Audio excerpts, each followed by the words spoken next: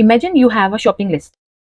Now you want to add eggs. Should you create the entire list again? Absolutely not. Python provides simple methods to add new elements to a list. In this video, you'll learn append, extend, and insert with easy examples and understand exactly when to use each one. Let's begin. Hey everyone, welcome back. In the previous video, we learned how to update existing elements in a list. Today, we'll learn how to add new elements to a Python list.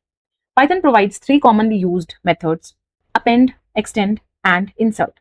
Let's understand them one by one. First is append. The append method adds one element at the end of the list. Initially, we created a list with two elements.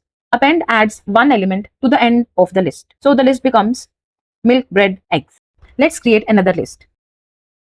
30 is appended in the list. Next method is extend. The extend method adds multiple elements from another iterable to the end of the list. We have created the list fruits. Extend takes each element from the second list and adds it individually to the end. So the list becomes apple, banana, mango, orange. The next method is insert. The insert method adds an element at a specific index.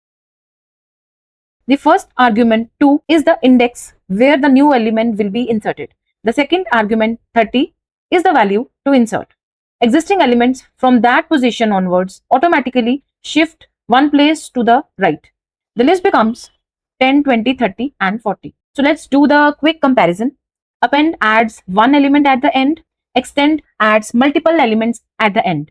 And insert adds one element at a specific position. Let's take one more example. So we have created a list with two students, Amit and Riya. Append function adds Rahul at the end.